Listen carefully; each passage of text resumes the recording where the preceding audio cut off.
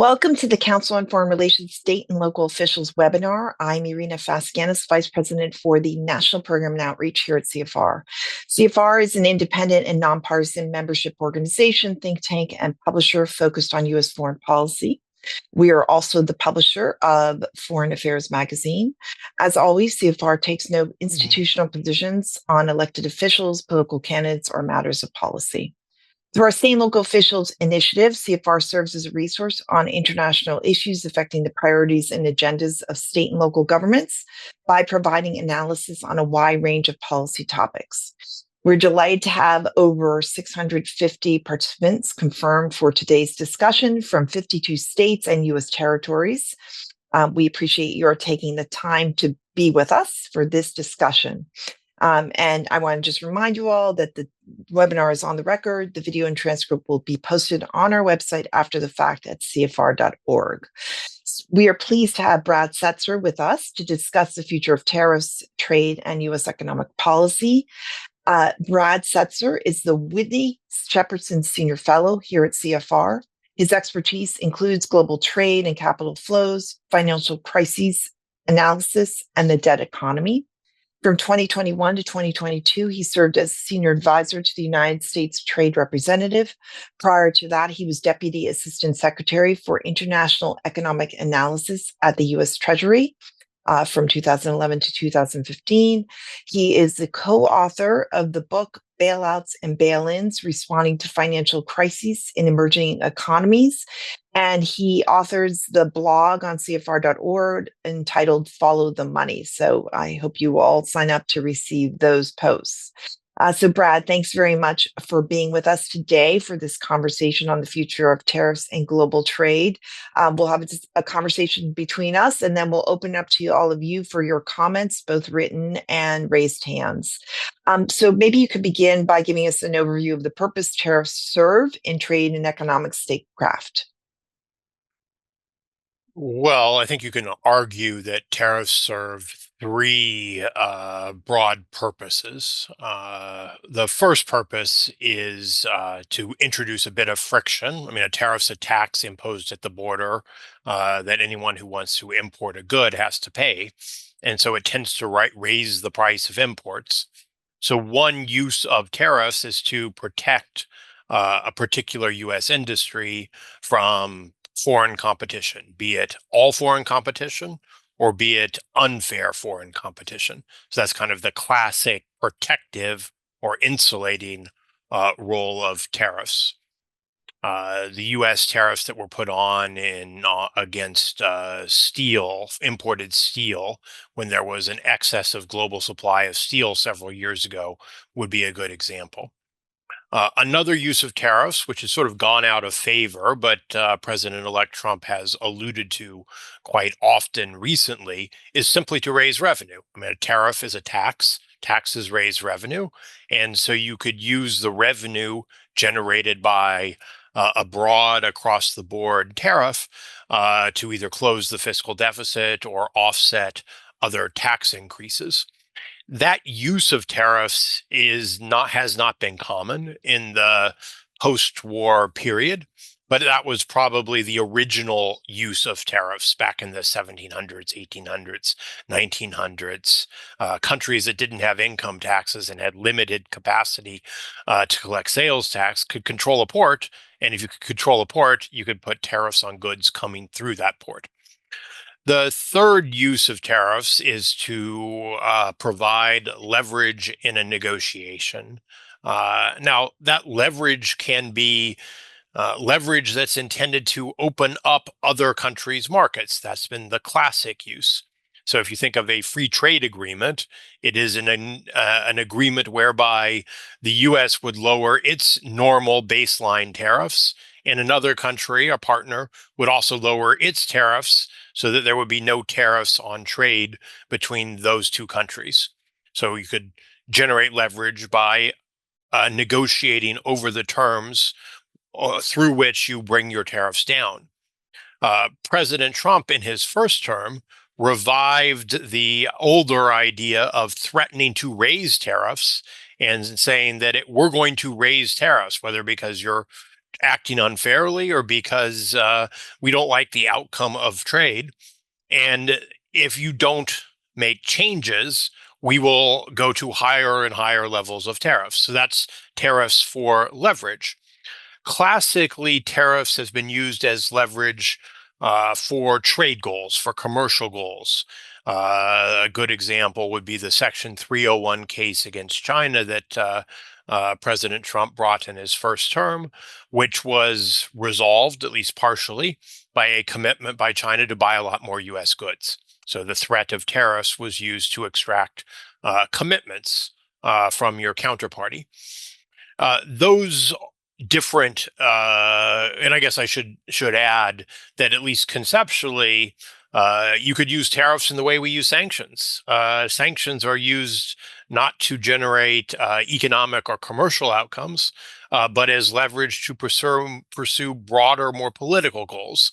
And you could, at least in principle, although it's an unusual use of tariffs, use tariffs to try to pursue those broader political goals. It is worth noting that these different goals are a bit in tension. If you want the tariffs to be protective, you may want a very high level of a tariff. A very high level of a tariff, though, doesn't generate any revenue. If there is no trade, there's no revenue.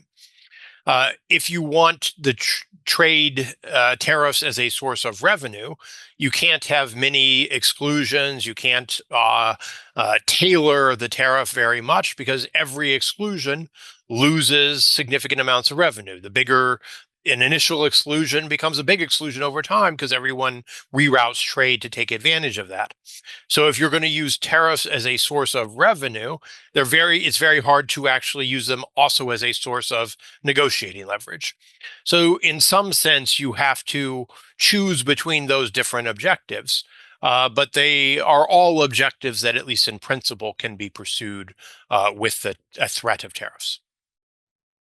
So, what tariffs are currently in place on U.S. imports? Are they effective? And what do you see shifting come 2025? Well, I concede that I do not have the capacity to read the mind of the president-elect, and I thought I had a reasonably good read on what he might be doing, but I certainly didn't expect the first big tariff threats to be directed primarily against Canada. So I think a little bit of humility is required.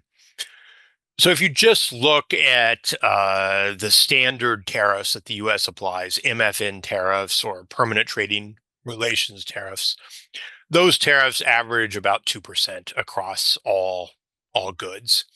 The tariffs on China that were introduced in President Trump's first term, on average, created a 15% additional tariff on trade with China. China was about 20% of U.S. trade, so it would have been about a 3 percentage point increase in the tariff level in overall terms. However, when you raise tariffs on one country like China and not on others, trade tends to reroute around those higher tariffs. So you didn't actually see an increase in the overall effective tariff to 5. It's probably more like 3 or 4%. Most of the trade that we still have with China is in those subcategories of trade that were left out of the tariffs in Trump's first term, most significantly iPhones. You know, there's another way of looking at tariffs. You can sort of say if you divide trade into industrial goods and agricultural goods generally have a certain amount of friction, a certain amount of tariffs, a certain amount of non-tariff barriers. So there's generally not fully open trade. But for industrial goods, the norm is actually very open trade. Over half of all U.S. industrial trade is at a zero tariff, even if you don't have a free trade agreement. And another quarter is at a very low tariff, not a prohibitive tariff. So if you look at it on a product category, we have significant tariffs in part around autos, 2.5% for a normal car, but 25% for a light truck or a heavy SUV. We have significant tariffs around steel and aluminum and some metals. We have significant tariffs around some categories of clothing, apparel, where you can get around that tariff if you are in a free trade agreement with the U.S. and use U.S. yarn and fiber and fabric. And then obviously there's still important limits on certain parts of agricultural trade. But electronics, pharmaceuticals, a whole range of goods essentially are untariffed, even without a formal free trade agreement. I think, President Trump has generally suggested, if you listen to his campaign pledge, two broad types of changes. One is that he wants to raise tariffs on trade with China. He already raised tariffs on trade in China in his first term, raising them. There were different tariff lists, one at 25, one at 7.5, one at 0. They averaged out to be at about a 15 percentage point increase in tariffs. There have been two possible evolutions suggested. One is to withdraw permanent trading relation status with China, which would raise the average tariff to somewhere between 40 and 45%. And then President-elect Trump has suggested possibly going to a 60% tariff on all Chinese goods. Now, he's also suggested, and certainly his advisors have suggested, that this is a threat for negotiating purposes. It's going to be a source of leverage. We may not end up with that high a level of tariff across the board on China. But that was certainly one big focus. The other big focus was the across the board tariff, a 10%, sometimes it's been suggested 20% tariff on everything that would be intended as a source of revenue to allow a lower income tax. That takes, if you're going to use it to reduce income tax, that would have to be part of a budget package. And that would be a different use. So it would be more of a revenue raising use and that less of a negotiating leverage use. And then finally, in the past couple of weeks, President-elect Trump has threatened 25% tariffs on Canada and Mexico over immigration, over fentanyl, sometimes to needle Governor Trudeau, to use President Trump's phrase, and suggest that Canada might want to think about becoming the 51st state. I don't think that's a serious threat, but it is a somewhat unexpected threat. Mhm.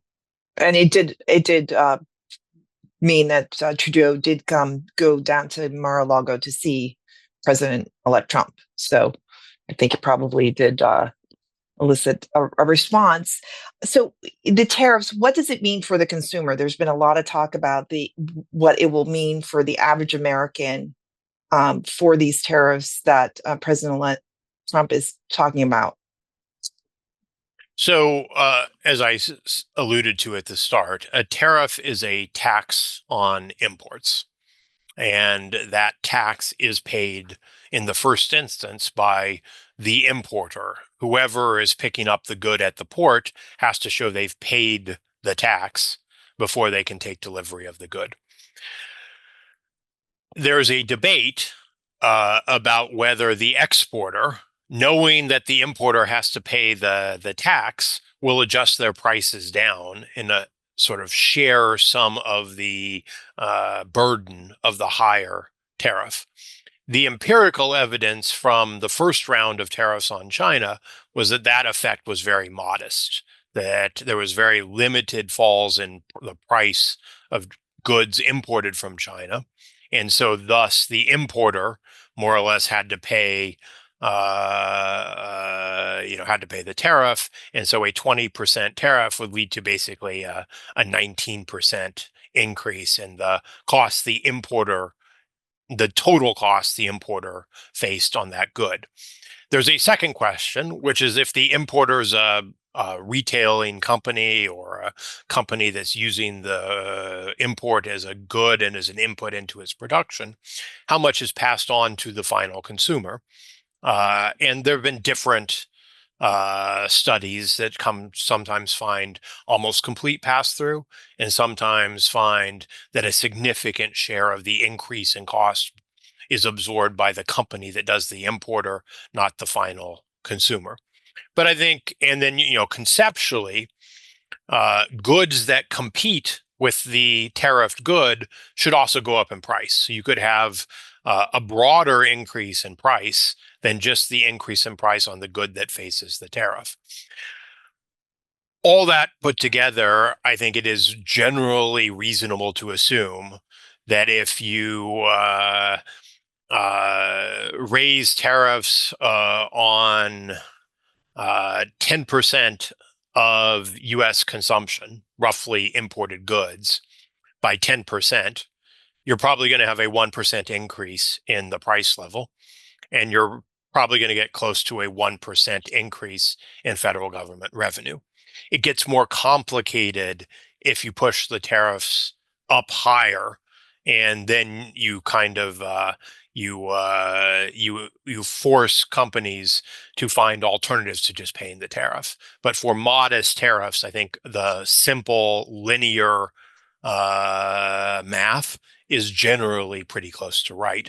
So a 10% across the board tariff is actually a pretty big increase in aggregate prices.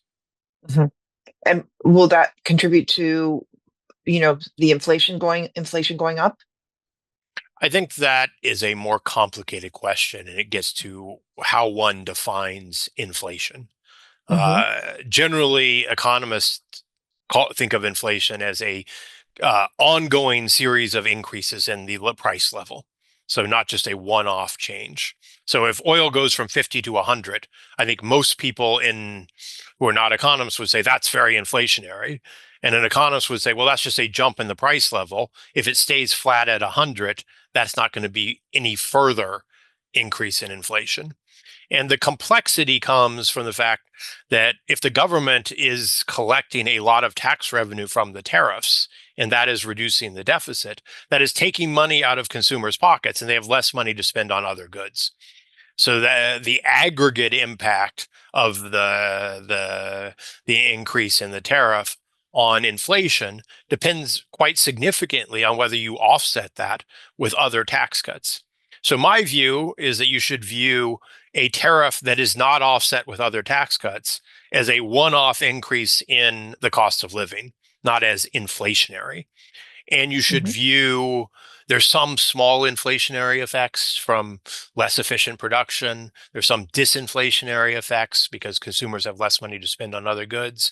But basically, it's just you feel poorer because you're paying more for the same goods. If you offset with tax cuts, or if the Federal Reserve tries to offset with looser monetary policy, then you certainly run the risk of what would be normally called inflation, ongoing increases in price levels. Great. So we're going to go to the group for their questions, comments. We already have one written question, and I'll look at the raised hand. So you can either raise your hand, and I will, when I call on you, please accept the unmute prompt and say your name and affiliation. And you can also write it in the Q&A box. And if you do that there, please, if you could include um, your your affiliation as well. So I'll take the first written question from State Representative David Michelle from Stamford, Connecticut. Is this no tariffs not due to the allowance of quotas under President Biden that enables U.S. operations to buy steel, for example, to the limits where we are filling the gap between what we produce and what we need?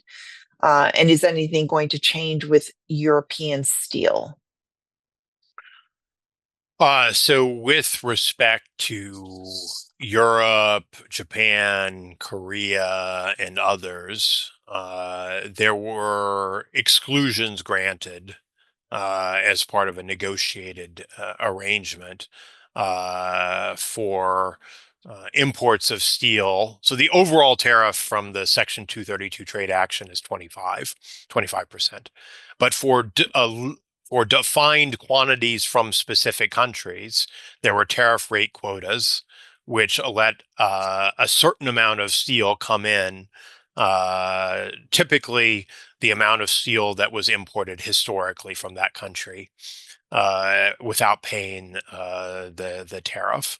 This was meant to, well, it was not meant, it was part of a deal whereby Europe and others didn't retaliate against the US tariffs because were imposed on them. They didn't accept as a matter of principle that the U.S. should have imposed the tariffs because they were done under a national security claim, and Europe says, and Canada, we're your allies. We're not a national security threat. So, as a sort of settlement, the Europeans and others were given tariff rate quotas up to a certain point. That agreement expires in the spring of 2025, so next year. If it expires, the tariff rate quota would go away, and then Europe would be free to impose its retaliatory tariffs on a range of U.S. goods, I think, including whiskey. I forget exactly. I would hope that agreement is extended. The Europeans would like it to be more flexible over time. They think that because the tariff rate quotas are for narrow products and for an individual country, in aggregate, Europe hasn't been able to get as much access to the U.S. steel market as expected. And so they would like it to be more liberal. The steel industry, I think, thinks that there's the regime for Mexico in particular, but maybe Mexico and Canada, which is a separate deal, was too expansive, didn't impose enough restrictions. And there was a general hope that we could move towards something that did more to support clean and green steel, less coal-based, blast furnace-based steel, more innovation and hydrogen reduction steel. That doesn't feel like it's going to go anywhere under a Trump administration. So I actually don't know the answer. My gut is because unless you're going to be very aggressive right off the bat and want to pick at an old scab, I would think it would make sense to find some agreement to extend the current arrangement. But if you want to initiate a more hostile negotiating environment with Europe, if you want to go after the Europeans, this deal does expire in the first part of next year. Thank you. I'm going to go next to Patty Allen, who's a council member in South Kingston Town, Rhode Island.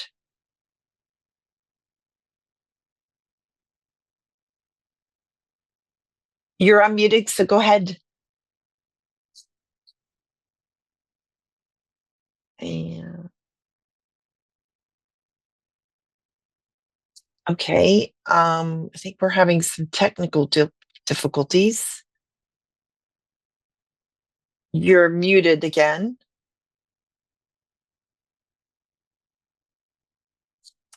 Okay, I'm sorry. Maybe you could type your question and we'll take it in written because we're not hearing you. I'll go next to Paul Brearley with the Arizona Department of Agriculture, I believe.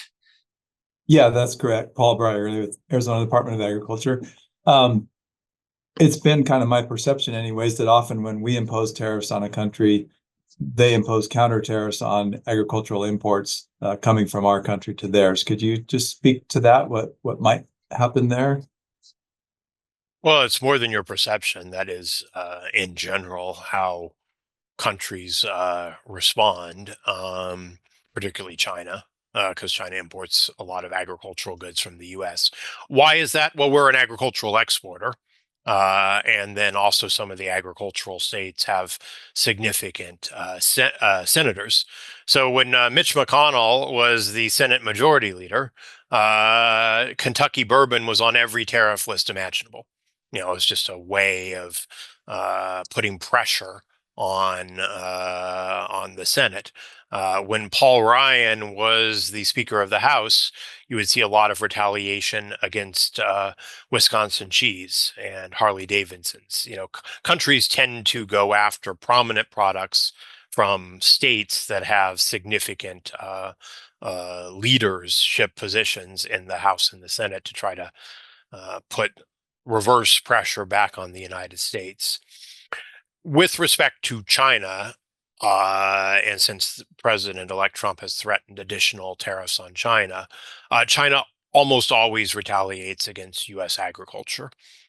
Why? Well, in some sense, it is easier for China to find alternative sources of agricultural supply than it is for China to find alternative sources of semiconductors or aircraft, although they're not buying very many aircraft right now. If you put tariffs on U.S. aircraft, and only the U.S. and the EU can supply large commercial aircraft, at least the Chinese C919 is only available in limited quantities, you're effectively handing the market over to the European Union, to Airbus, and you're giving up any negotiating leverage your airlines would have over the price of aircraft because they have to buy from Airbus. With agriculture, there are multiple suppliers to begin with, so you can put tariffs on the U.S. and if it's tariffs on, say, pork, you can get pork from the EU, from Denmark, from Spain. You can get pork from Ukraine. You can get pork from Brazil. You can find multiple sources of global supply, and so therefore it tends to be an attractive way, if you're China and you feel like you want to retaliate, to put a little pressure, impose a bit of pain back on the US. And then there are also products, frankly, where they're luxury goods in China, and so it's pretty easy to zero them out of the market altogether. Beef, for example. I mean, China does not need to import US beef. Beef is not a significant part of the consumption basket inside China. It's a luxury good consumed at restaurants. Lobster, same sort of thing. So you can hit those kinds of sectors. And then they're like, little small components of agricultural trade, like distillers' dried grains, which are sort of the residual from the production of ethanol, which can be used as an animal feed. The Chinese will have hit that often in the past. The Chinese like going after chicken feet, which is going after Arkansas. Chicken paws, it's one of my favorites. And those tariffs are kind of fun because you can almost always see how the U.S. gets around them. China puts tariffs on chicken paws, and guess what? U.S. exports of chicken paws to Hong Kong go up by almost as much as U.S. exports to China go down. So it's pretty clear that they get shipped to Hong Kong and probably taken out of one bag and put in another bag, and no one pays too much attention.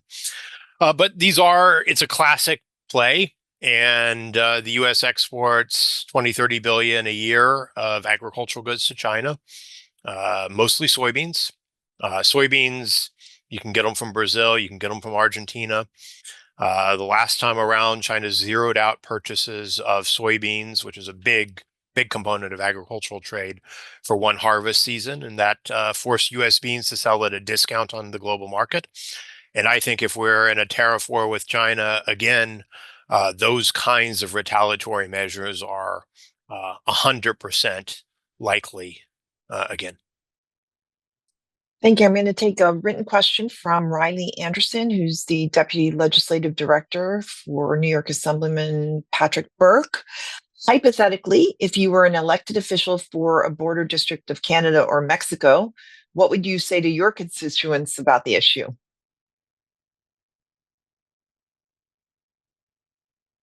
Look, I think I would say we benefit from a stable trading relationship with the United States. We have a challenge now because the U.S. has elected a president who doesn't always see the virtue or benefits of a stable trading relationship, even inside North America. I would say we need to be prepared to be pragmatic, and where the U.S. has some important, realistic, legitimate concerns about the nature of trade, we should be willing and open to renegotiating parts of the U.S.-Mexico-Canada free trade agreement. Call it USMCA, call it NAFTA 2. It's up for renegotiation next year. We should be open to the possibility that there are beneficial changes. In Mexico's case, Mexico is importing an awful lot of cars from China. 1/3 of Mexican auto demand is coming from China now, is being met by Chinese production. If the U.S. asks Mexico to raise the tariffs on imports of cars from China to match U.S. tariffs on Chinese cars, if I were Mexico, I would consider that, right? The USMCA was built on a notion that it's a market where U.S. production meets Mexican demand, Mexican production meets U.S. demand, and there's an element of reciprocity. If Mexican demand is being met so heavily by China, and that's freeing up Mexican cars to be shipped north, that to me changes the nature of the agreement. And it's arguably to Mexico's interest to have more of Mexican demand to be met with cars that are made in Mexico or cars that are made in the US with Mexican parts. So be open to some changes when those changes make sense, but also be prepared if you feel like the U.S. is making unreasonable demands, that you're going to have to be prepared to take retaliatory actions and show that you can't be bullied. And so I think there's going to be a tough balance. And frankly, it could be somewhat painful for all parties, if President Trump goes forward with 25% tariffs with some of our closest trading partners who have production chains that are very integrated into our own. Thank you. I'm going to go next, a raised hand from Stephanie Agee, who's Vice President and Chief Admin Officer for International Trade in Virginia. Hi, excuse me. Can you hear me okay? We can, Stephanie. Thank you. Thank you. First of all, thank you all so much for hosting this. I really appreciate your time and your analysis here. Question for you. So if you were advising the president-elect and we wanted to focus on, you rightly mentioned that there's a number of reasons to use tariffs. If we wanted to focus on it being a source of leverage, if focusing on that purpose behind them, would you advise that there are alternatives, that there are other ways to provide pressure and leverage, especially on a country like China, where we're very interested in sort of changing their trading practices and bringing them more into the way of doing things that we're more familiar with in the U.S. Are there alternatives? Are there things that should really be much more strongly considered that are being ignored right now in favor of tariffs? Yeah. I guess a couple of thoughts and reactions.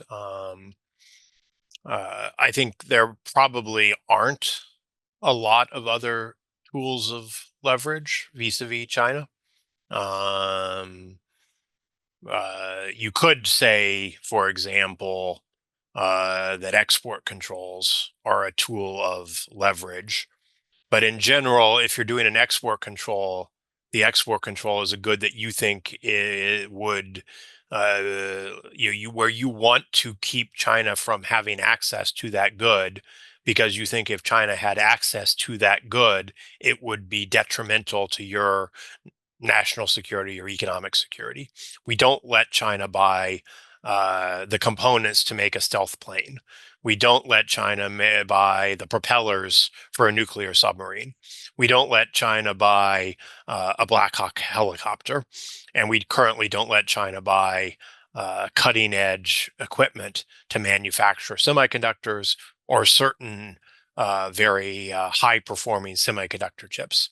China would love to negotiate a reduction in those export controls. So that would be one mechanism, one source of leverage that you could look to use. But in general, unless you think the export control was applied incorrectly and the good is not of national security interest, you wouldn't want to negotiate over in that field. China would like to do more investment in the U.S. Certainly they would, I guess you can debate how much President Xi actually cares about it, but in principle, they would like to not be forced to divest, or their company ByteDance would like to not be forced to divest from TikTok. So you could, in some cases, negotiate over the terms of new investment or modulating requirements for divestiture.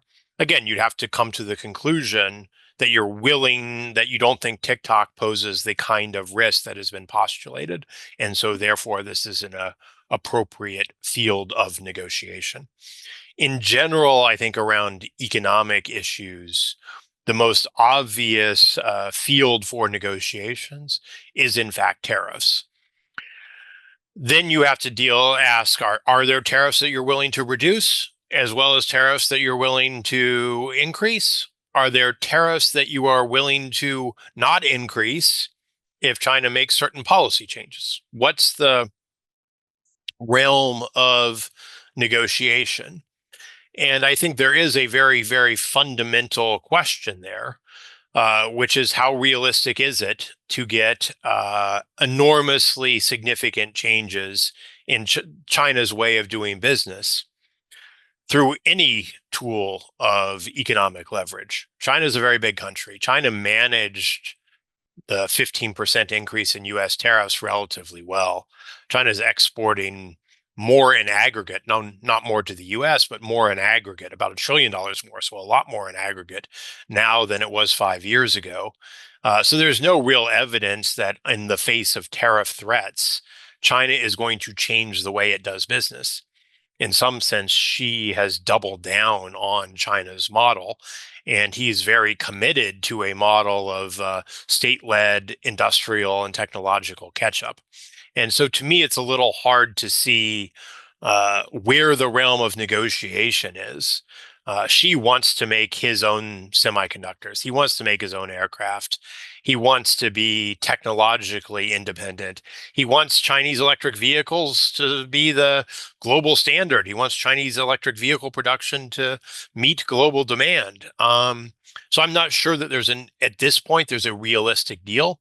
So at least in my view, was what I would have advised a President Harris, and it's what I would advise a President Trump if he were to ask, is that you really need to set the tariffs on China in a way that reflects what the kind of trade you want to do with China should look like. So it's less about changing China and more about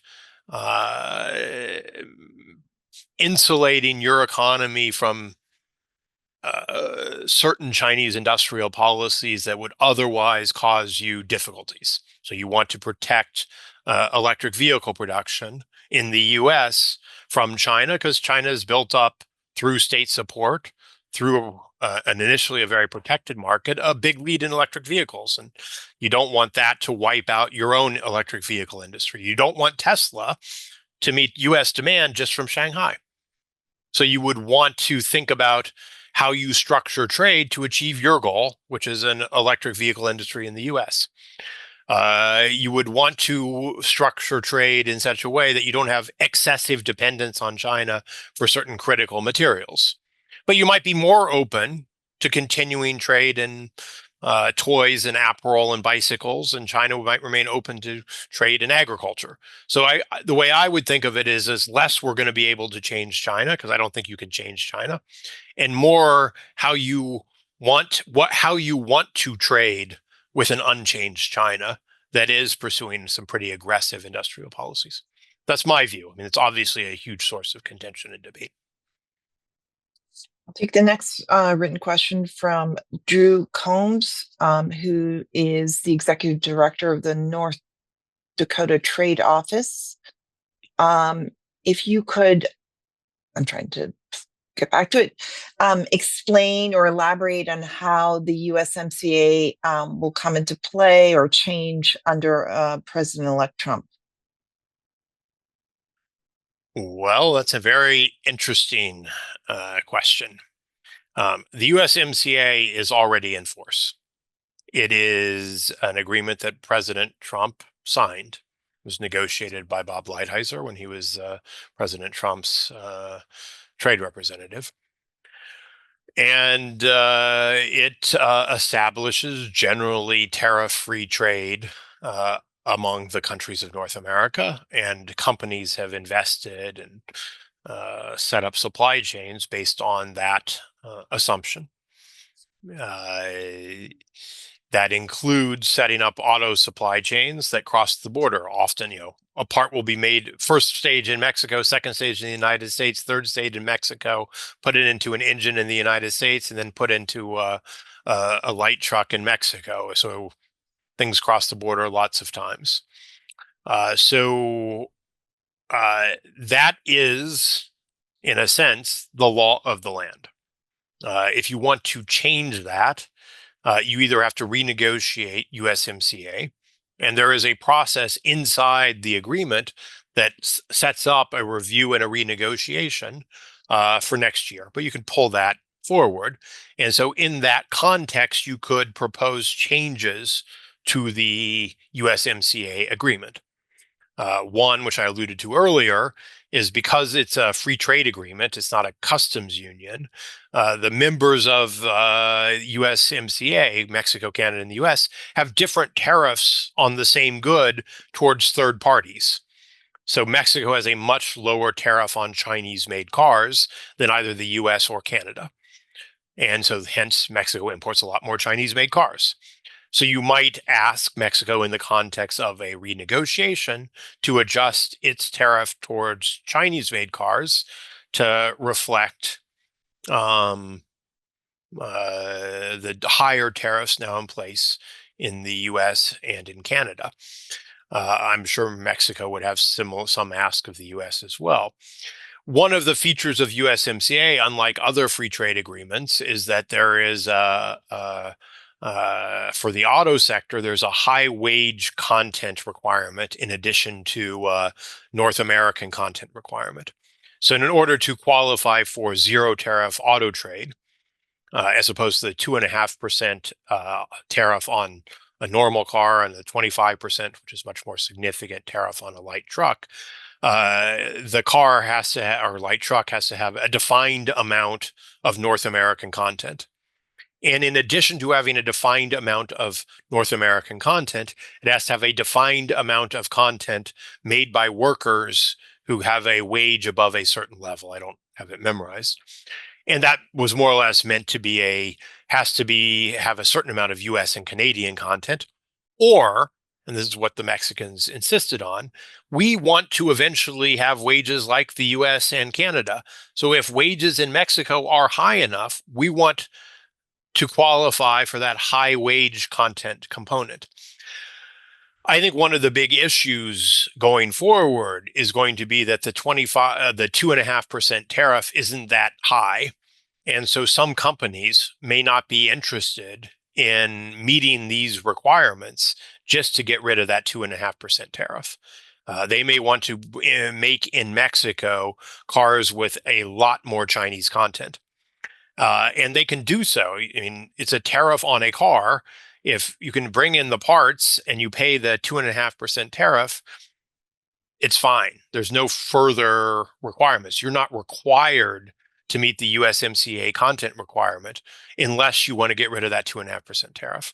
So I think there's going to be a set of issues that will be very legitimately part of the negotiation.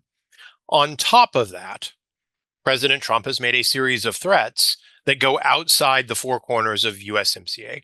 There is nothing in USMCA that says that it is appropriate for the US to threaten 25% tariffs on Mexico if Mexico doesn't do a better job of controlling the border and helping stop immigration into the US or helping stop fentanyl into the US. Nor actually is there any obvious component of US trade law that would allow that. You would probably have to do that under the Sanctions Authority or IEEPA, if you can do it at all. And so that's a threat that is outside the scope of a normal trade agreement. And that's where I think if President Trump goes forward with some of those kinds of threats, which are on top of and outside of USMCA, you're effectively tearing USMCA up. And so I think that's when it becomes a bit delicate and potentially risky. Thanks. I'm going to go next to Lynette Frazier from Arkansas. If you can state your affiliation, that'd be great.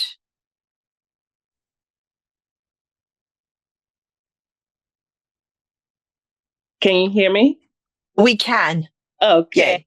Thank Good. you so much. First of all, I want to say thank you, Mr. Brett. I'm Lynette Frazier. I'm a city council member here in Pine Bluff, Arkansas. And this is my first term. And so, Mr. Brad, thank you for breaking down the 3 ways that tariffs are used. That helped me a lot. My question might be simple to a lot, but since I'm on a local level, with the tariffs that President-elect Trump is suggesting or threatening he might do, how will the tariffs impact small and mid-sized enterprises differently than large corporations? Because mostly here we have small or mid-sized. We have some few large corporations. And are there any tools or resources that's available to help businesses to navigate any changes that might come down the line? I think you should contact your local congressman or woman for any tools or resources. That's not really my specialty. I think we can think of a lot of different ways, different kinds of small businesses can be impacted. Some small businesses rely on imports for the goods that they sell. Some Right. retail businesses. And so then it really depends on, are you relying on an imported good from China or not? Are there going to be tariffs on Mexico or not? Is it going to be a 10% across the board tariff, which, may not be great, but you can probably afford, whereas a 60% tariff on a best-selling item from China may really put you at a disadvantage. So that would be the most obvious effect. Some small businesses may be exporters and may face some of the impacts of retaliation. We don't think of small farmers as small businesses, but you can think of farmers as independent businesses Right. that produce a commodity, and that commodity, if it's hit by a tariff, they may lose some markets, that the price of their goods may go down, and that can impact the local economy. And so for someplace like Arkansas or Kansas, where I'm from, that effect can be significant. And then even if you're not directly affected, if there's say a 10% tariff on everything, and the price of every imported good, so all the stuff you buy at Walmart, goes up by 10%. People are going to be spending more on some of those goods. People are still going to buy toys and, I don't know, plastic hoses because you want to spray people in the summer because that's a nice thing to do. And therefore, you're going to have less money in your pocket and less money to spend in small businesses that don't actually use imports and that don't rely on exports. I think in general, small businesses tend to be more one step removed, unless you're importing goods for sale, you may not be directly affected, but there's going to be a lot of, I would think, indirect effects. And then if a small business is a supplier to a big business, well, some will benefit possibly because they can take business away from an importer. But others may be hurt if you're supplying an exporter that's hit by retaliation. You're going to see trouble. So I think it's hard to generalize about the impact on small business. And a lot of the impacts will be the impacts that are felt by the entire economy, not just directly by a small business. Thank you so much. Thank you. I'm going to a written question from David Brielle, who's Pennsylvania Deputy Secretary of International Business Development. How would you advise we from state government assist companies who present clear evidence of damage the specific tariff creates and one that impedes company expansion and increased employment here in Pennsylvania to get tariff exclusions from the USTR? Well, the first question is whether there are going to be tariff exclusions, to be honest. There may be, there may not be. Tariff exclusions are not a requirement. There have been exclusion processes in the past, but there is no guarantee that there'll be a new exclusion process. And certainly, if you're going to do a 10% across the board tariff as a tool for raising revenue, you actually can't grant very many exclusions. Maybe you can do an exclusion for imports of petroleum and crude oil. But you really can't do anything else because every exclusion grows over time. We don't give too many exclusions to people who pay income tax, because if you give too many exclusions on people who pay income tax, you won't have any income tax revenue. So if you're going to use this as a pay for, as a source of revenue, I wouldn't expect there to be very many exclusions. You would want the people to just cough up the money, because the goal is to raise revenue. If you want to get a fundamental change in the U.S. relationship with China, you might be willing to offer exclusions for a limited period of time, which is what Lighthizer did. But you would want people to have, at the end of that period of time, a plan whereby they will not be reliant on China. You want them to use this period of reprieve to adjust and find alternative suppliers. So one of the criteria in the initial round of exclusions was a plan. You needed to show that it was going to be painful in the short run to not get access to an input from China, but that you have a plan in the long run where you're going to find alternative suppliers. And Lighthizer's general view was that those exclusions shouldn't be renewed. They were given to you to allow you to have time to find alternatives. So that'd be one approach. And your best strategy for getting an exclusion was to show on one level pain and on another level a plan. And I think that in general is the standard advice. But the key on all this is actually whether there's an exclusion process. What are the legal criteria that are laid out for the exclusion? USTR, if they're running the exclusion, or Commerce, if it's a commerce authority, they have to be sensitive to charges of favoritism. And so there has to be some kind of criteria and process for evaluating which exclusions are granted and which ones are denied. So looking at those criteria, and then to the extent that criteria are established, fitting the basics, fitting the argument to the criteria that have been set out in the most compelling way is how you get an exclusion. But I am not at all convinced there's going to be that many exclusions from some of these tariffs. Thank you. I'm going to go next to Chris Himes, who has his hand up from the Township Manager of New Garden Township in Pennsylvania. I'm representing a flood of Pennsylvania type questions here, but I represent a township that serves as one of the largest epicenters of mushroom production in the United States, from Pennsylvania. So with that, obviously a tariff type policy where it's no doubt it's inordinately skewed to coming from China. It's like over 90%. So with that, it would be very interesting when there's such like a strong production coming from one entity to the other, how tariffs would influence that. It's funny too, because Canada is actually up in the top 5 as well, which doesn't really help out. But then if you take that decision from a policy and you were to combine that with a mass deportation type policy, which would impact a lot of the mushroom production capabilities, I would just be very curious about how they would exist in concert with each other. I guess all I'll say is that I'm very curious as well. I mean, you have offsetting shocks. So the protection, the higher tariffs on Chinese mushrooms should be an incentive for more domestic production of mushrooms. But I guess mushrooms are pretty labor intensive, and so therefore a reduction in the supply of low wage labor in the US would work against you. It's an empirical question as far as I'm concerned, and I don't know the answer.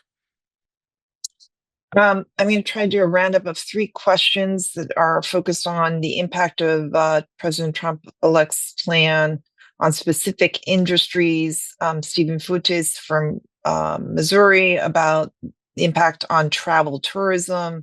Mayor Maldonado from Nogales, Arizona, about why there would be tariffs on Mexico on fresh produce, fruits, and vegetables. And John Kent about the ban on crude oil from Russia. And I think he's coming in from Washington City, Kent, Washington City. So can you just talk about those specific industries? Well, crude from Russia is sort of a separate case. because that is less of a trade policy and more of a sanction or a punitive policy. We didn't, there's not enormous amounts of crude never came from Russia. I think we got some fuel oil for a while, but crude's a relatively fungible commodity.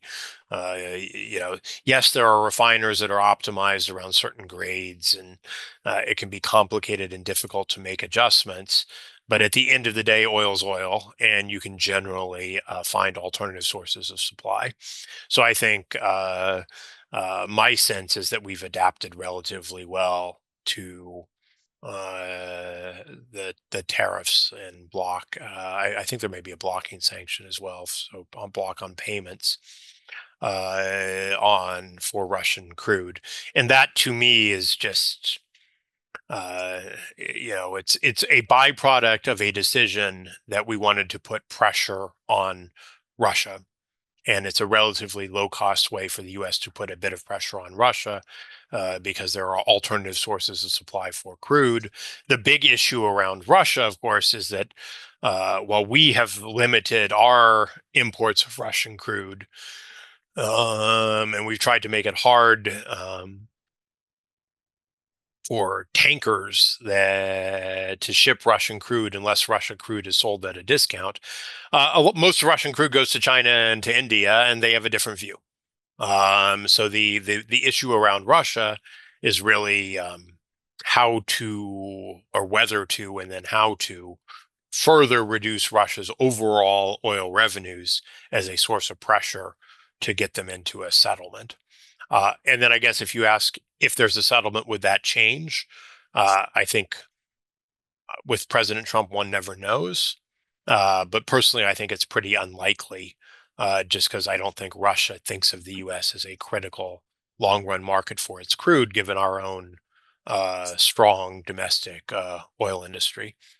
So travel is probably not going to be directly affected. Travel will probably be indirectly affected because tariffs tend to lead to changes in exchange rates. So when you put a tariff on, say, China tends to let its currency depreciate. If you put a tariff on Europe, it hurts Europe's economy. The European Central Bank would likely lower interest rates, and the euro will go down. And so when the euro goes down, more Americans go to Europe for vacation, and fewer Europeans come to the US for a vacation. So travel may not be directly impacted by any of these tariff threats. Again, if you do stuff that is more around the nature of tightening the border, making the border tougher, making it harder to get into the US, that does have an impact. I don't think of that as trade policy. I think of that as border enforcement policy. That certainly has an impact. I mean, I don't know. I've been traveling back and forth a little with Europe, and like the European passport control, where you just show up and they take your photo automatically and you get in and out in 5 minutes. It's a noticeable difference between getting in to the US when you have to go through the Newark or Dulles airport lines, which can take you an hour. I mean, it is an impediment to coming to the US, I think. But the biggest effect, classic effect, would be through the exchange rate and how the exchange rate changes incentives for tourism. Food, produce, fruit, the avocado question. Do we really want to pay more for avocados from Mexico? Personally, I don't. So I'd be very happy if there were an exclusion for avocados and other fresh produce from Mexico. There are some categories of fresh produce from Mexico which competes with California and Florida production. So then it becomes a choice, a very direct choice between consumers who benefit from more choice and lower price from having access to Mexican produce, and domestic producers who tend to be a little higher cost, who run the risk of losing out if there aren't some frictions, tariffs, limits on Mexican exports to the U.S. I think it becomes an interesting question if we're doing something that's fairly across the board. Do you have exclusions for? I don't think you can have many in an across the board 10% tariff. I don't think you can have many exclusions for a country, because if you do an exclusion for autos from Mexico, everyone will want to make their autos for the US in Mexico. It becomes an ever-growing workaround for the tariffs. But I do think you can grant exclusions for well-defined products. So crude oil for Canada and for Mexico, since we can bring it in and refine it. Conceivably, some specialized, avocados or something else where coffee, you could imagine that being subject to an exclusion. But these are choices that become important when you're doing something that is an across-the-board tariff. Remember, if the across-the-board tariff's goal is to raise revenue, you want to have the biggest possible base of revenue, and that means raising the price of things we import, even if there aren't alternative sources. It's just a way of, it's like a sales tax. And, on a sales tax, you generally, you want to apply it pretty broadly. All right, I'm going to defy council rules and go over just with the final question, which I think is the perfect one to end on, from Joan Lee, from the Louisiana Mayor's Office. I think I got that right. How important do you think will some national diplomacy be, or will it play any role in leveraging against the effects of tariffs or some of the consequential economic actions by this incoming administration? And my apologies, it's the office of the Los Angeles mayor. So my apologies on that. So this is the final question, Brad, a big one. Yeah, look, I don't know. Why don't I know? President-elect Trump won a mandate. He won a mandate. He campaigned very clearly on tariffs. No one can say that they will be surprised by Trump tariffs. We saw tariffs under his first administration. He says, I think tariffs are the most beautiful word in the English language, that they need a public relations agency. And he tends to suggest tariffs in contexts where no one had thought of using tariffs before. The whole 51st state with Canada thing, and Canadian immigration, or tariffs on Brazil because Brazil hasn't shot down these ideas for a BRICS currency, which are going nowhere. But that's not a normal use of tariffs. He really does seem personally to believe in tariffs.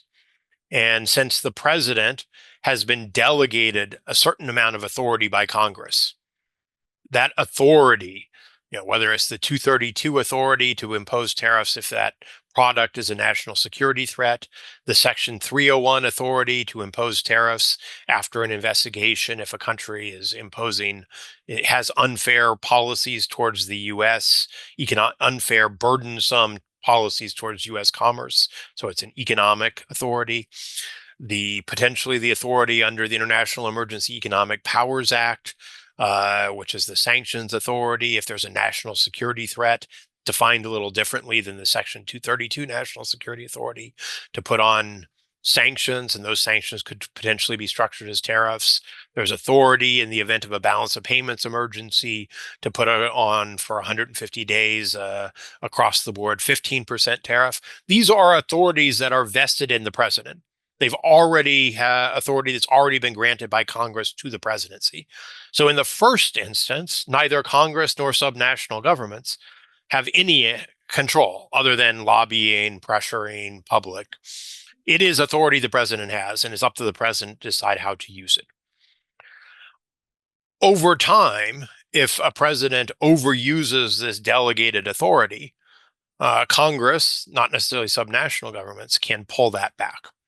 And so I think a lot of the impact that subnational governments will have will come if there's some kind of consensus that President Trump has overused the delegation of authority, the tariffing authority that rests with the president. And then I think subnationals, through representatives, senators, so forth and so on, because the legal authority to impose tariffs resides not at the state level, it resides at the federal level, and it is an authority of the Congress. And so the president only has this authority because Congress has, under existing law, delegated some of its intrinsic power to the presidency. So I don't know that there's a direct role for subnational governments. I think there's a big indirect role because I think elected representatives like talking to other elected representatives, and those who represent California or Louisiana or Pennsylvania in Congress will take cues from what they hear from their constituents. But right now, for the first year, at least my judgment is, it's going to be very much a game driven by how far President Trump wants to take and use the various authorities that have over time already been granted to the president. And then I think the second act will be, if he overdoes that, how much Congress and the public want to pull back some of that authority. That's my guess. Brad Setzer, thank you very much for pleasure. your analysis today. We really appreciate it. And to all of you for your questions and comments, I'm sorry we could not get to them, but we will obviously be following this closely. I think this is at the top of the agenda. You can sign up for Brad's blog, Follow the Money. And I also encourage you to sign up for our Real Econ newsletter. This is the CFR initiative, reimagining American economic leadership, that's headed up by Matt Goodman. So we are doing a lot of work in this area, and would love to have your input. As always, we invite you to visit CFR.org, foreignaffairs.com, and thinkglobalhealth.org for the latest developments and analysis on international trends and how they're affecting the U.S. You can email us suggestions for future webinars. You can email us at stateandlocal@cfr.org. We look forward to your feedback and to your continued participation. Thank you for all you're doing in your communities. And we wish you a happy holiday. And we will reconvene in 2025. So thank you all.